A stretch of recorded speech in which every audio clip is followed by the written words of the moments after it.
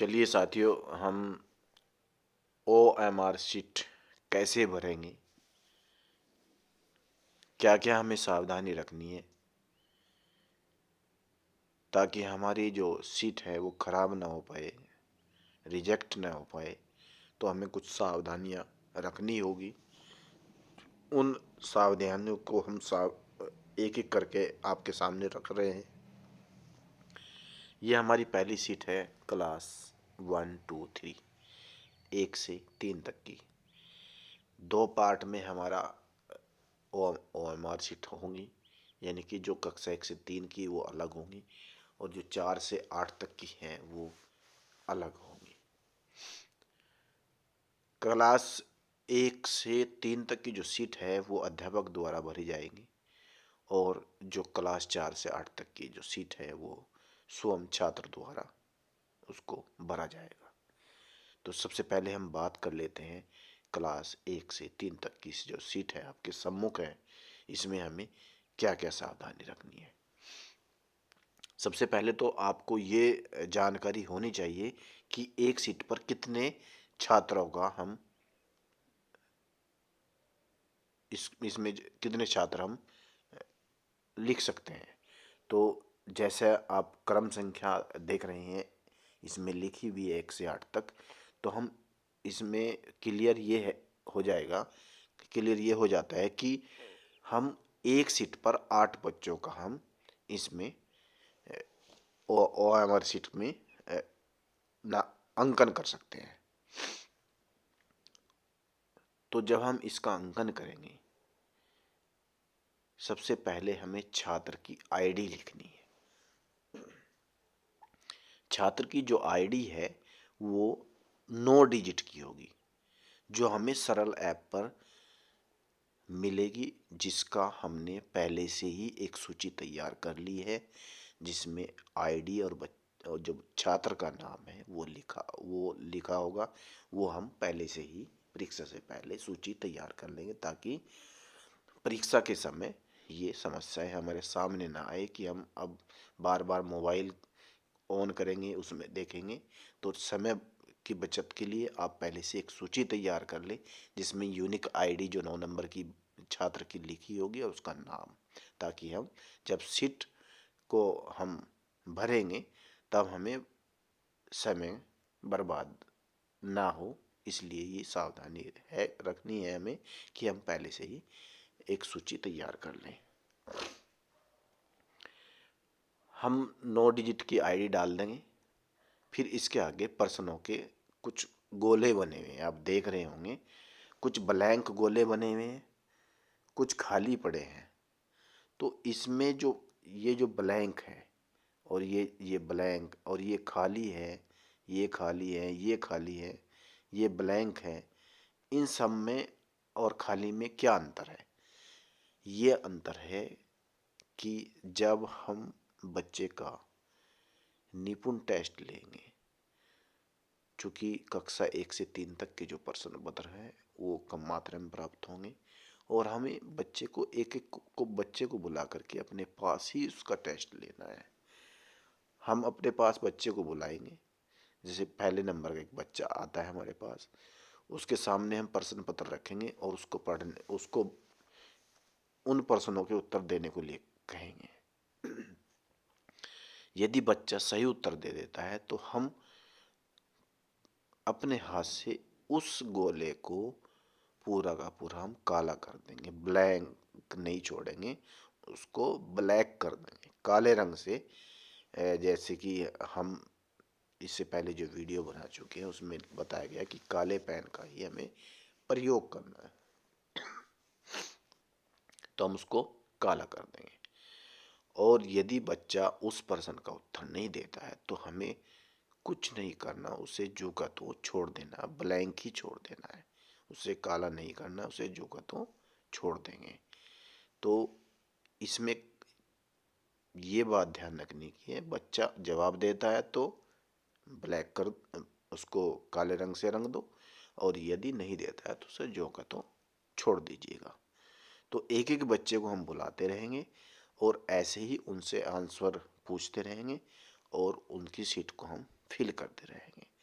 जब हमारे 8 बच्चे इसमें फेल हो जाते हैं, और सपोज कीजिए कि हमारे क्लास में 15 बच्चे हैं, तो अगले 7 बच्चों के लिए हम नई सीट प्रयोग करेंगे और उसमें भी हम इस तरह की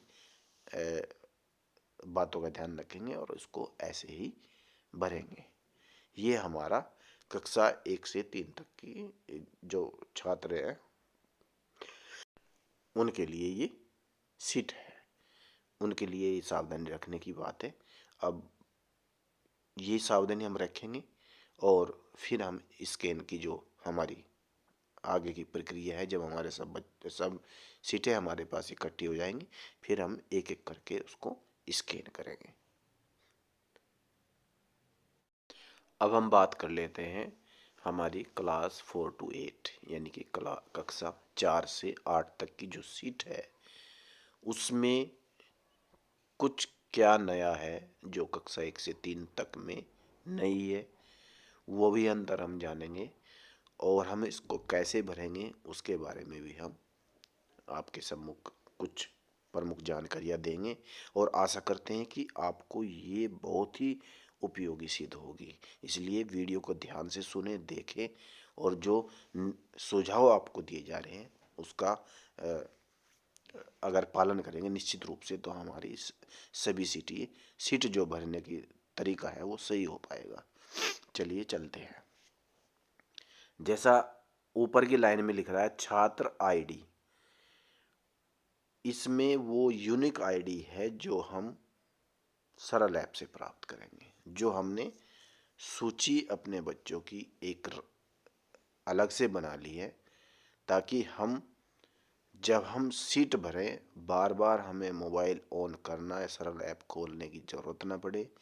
तो पहले से ही परीक्षा से 2 दिन पहले हम इस तरह की इसको पूर्व तैयारी कहते हैं, एक लिस्ट बना ले कक्षा वाइज और ये यूनिक आईडी और जो छात्र का नाम है उसके सम्मुख लिख दें और पहचान के लिए उसके फादर का नाम भी हम उस सूची को जब बनाएंगे लिख दें, ताकि बच्चा, क्योंकि एक क्लास में 2 नाम के भी बच्चे होते हैं, तो वो जो फादर नेम से उनको हम चिन्हित कर लेंगे।